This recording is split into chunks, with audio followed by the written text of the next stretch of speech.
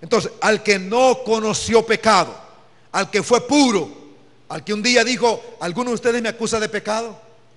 Y todos callados, nadie le pudo decir nada, todos callados. Entonces, ese que no conoció pecado, mire qué dice el versículo: al que no conoció pecado, ¿qué dice, hermano? Por nosotros lo hizo, ¿qué? Pecado. Al que no conoció pecado, por nosotros Dios lo hizo pecado. Ahora escuche esto, por favor, porque eso usted y yo no lo decidimos. Dios decidió hacer algo, lo hizo pecado. ¿Cómo es que hizo pecado al que no conoció pecado? Porque resulta que mi pecado, el pecado de Juan Manuel Martínez, mis engaños, mis mentiras y todo eso, Dios las puso en Jesús en la cruz del Calvario.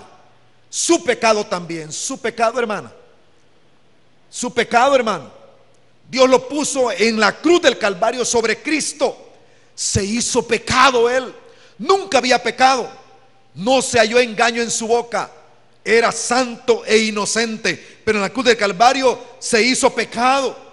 Para Jesús en la cruz del Calvario, su gran angustia, aunque se dolió del dolor físico, pero su angustia no fue realmente el dolor físico. Él sabía que iba a resucitar, él sabía que se iba a levantar. Su gran angustia, porque les dijo a sus discípulos: yo voy a morir, pero al tercer día voy a levantarme. O sea, él sabía que iba a levantarse, pero su gran angustia, su profunda angustia fue esta: que cuando estaba en la cruz del Calvario se hizo pecado y el Padre apartó su vista del Hijo, lo que nunca había acontecido, un misterio que no se sabe cómo es. El Padre apartó la vista del Hijo porque el Padre no podía ver el pecado, y entonces Jesús gimió, gritó: Padre, ¿por qué me has abandonado?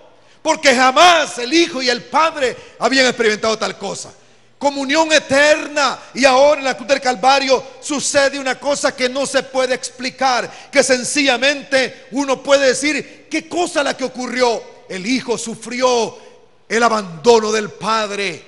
Jesús dijo en unos versículos anteriores, cuando Él estaba todavía antes de llegar a la cruz, Él dijo: el Padre nunca me ha abandonado.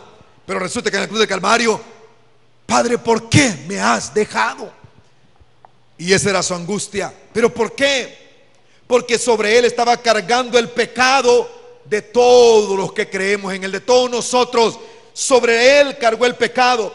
Y Dios justo, santo, perfecto en justicia, santo para hacer su juicio, descargó su ira sobre Él. Y todo lo que teníamos nosotros que ser condenados cayó sobre el Cordero que fue inmolado.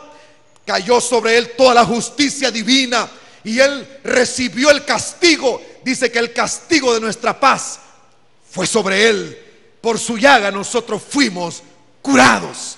De tal manera que cayó sobre Él toda la carga del pecado de toda la humanidad. Era pecado, fue deshecho. No queríamos verlo, dice que no querían verlo nadie. Estaba deshecho en la cruz del Calvario físicamente, pero era pecado.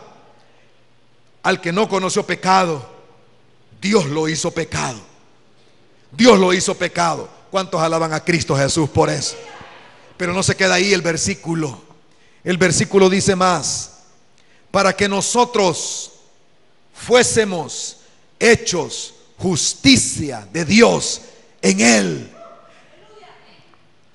Jesucristo no solamente se quedó en la tumba, se quedó en la cruz, llegó a la tumba, lo llevaron, y el primer día de la semana aquellas mujeres discípulas de Él que lo amaban se fueron con las especies aromáticas a cubrir el cuerpo nuevamente, a terminar el embalsamiento del cuerpo. Y llegaron a la tumba. La Biblia dice que cuando llegaron a buscarlo, la piedra estaba removida, y cuando entraron a ver, no estaba Él. Y las mujeres dijeron: pero ¿dónde se han llevado mi Señor? ¿A dónde se lo han llevado? Y lloraban, y María salió llorando y pensó que era el jardinero que estaba ahí, y le dice: ¿por qué lloras, mujer? Le dice: porque se han llevado a mi Señor, se lo han llevado, no está su cuerpo.